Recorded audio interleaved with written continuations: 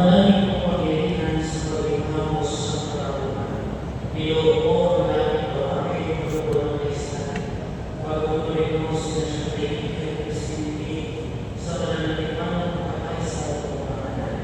Upang iyong pinabukas sa pag-ibigan ay maging mga ibayan din ng pag-ibig na ulitin. Sa pamagitan ng Jesucristo, kasama ng Espiritu Santo, magpasalamat. Amen. At tayo magsiguro.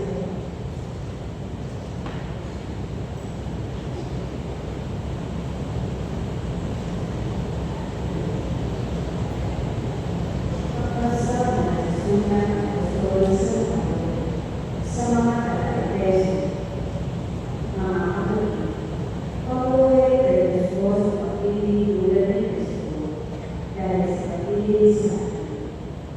Pinatuloy na ang buhay bilang halimutan na mahal sa Diyos.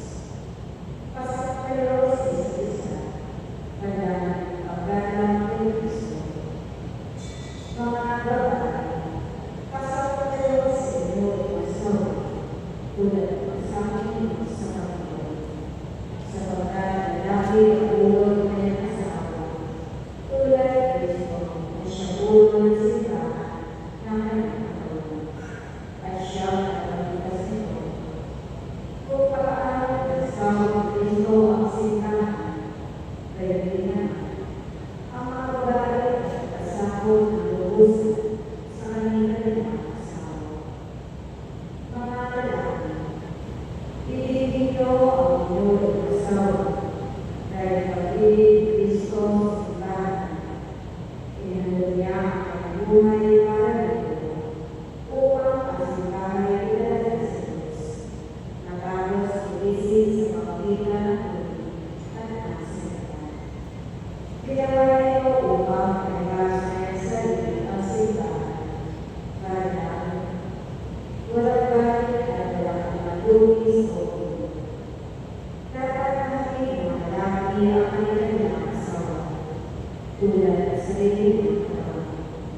Ang lalaki nagmamahal sa kanyang asawa ay nagmamahal sa kanyang sarili.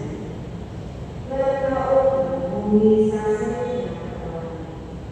Pagpasulit na kakain at inaalala. Kaya nagawa ni Kristo sa simbahan. Kahit mga bahagi ng kanyang katawan. Dahil dito, iiwan ng lalaki ang kanyang kapatid at sasama sila ng kanyang asawa at sila rin iisa. Isa lang katotohanan ang pinangyayari. Ang kaugnayan ni Kristo sa simbahan ang pinupuli. Subalit ito'y pinupuli sa bawat isa. Mga lalaki, mahalin niyo ang inyong asawa gaya ng inyong sarili. Mga babae, igaling niyo ang inyong asawa. Ang salita ng Diyos. Salamat sa Diyos. Kapalad ang sumusunod na taong pinawal sa Diyos. Kapalad ang susunod na taong pinawal sa Diyos. Kapalad ang bawat taong sa Panginoon pinawal. Ang alat at lugay sumusunod sa kanyang utos. Hindi siya mapupulang sa anumang kailangan. Ang buhay at ligayan uunan ang kanyang buhay. Kapalad ang sumusunod na taong pinawal sa Diyos. Sa lahat, ang asawa ay pagbukas ng buhay. Bawat gabi pag-ulibo sa kaibigan ng mga anak. Ang sinuman po ang Panginoon ay kusang susundin. Buhay na ayunan at lahat ng pagkakalan. Kapalad ang susunod na taong pinawal sa Diyos sa lasasyon. Pagpapalad ng Diyos ay kapatid. At nakita ang buhay pagtulad ng sarili. Ang iyong gawin ako, naway ikaw ay naway ang makayata, iyong bayan sa iyo. Kapalad ang susunod na taong pinawal sa Diyos. At ang sa iyo.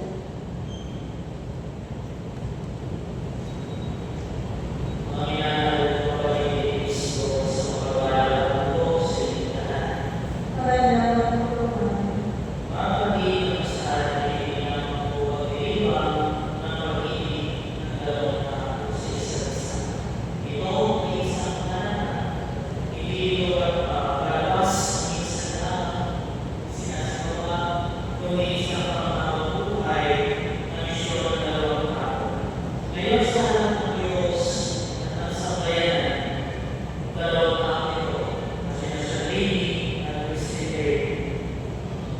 Christine ay hindi lamang magsasabi ng kaligtasan sa isa.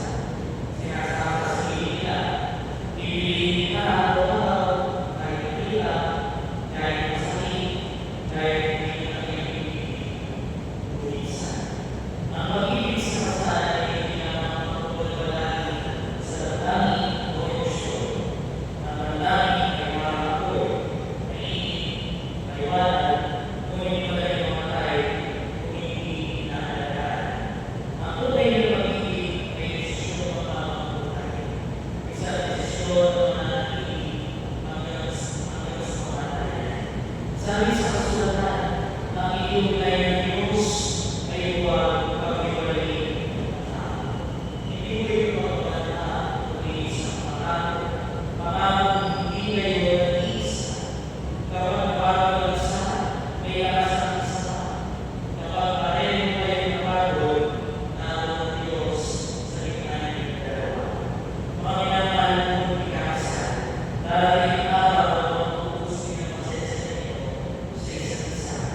Darating ang panahon, mas madali ang manahimik kaysa magpakawal.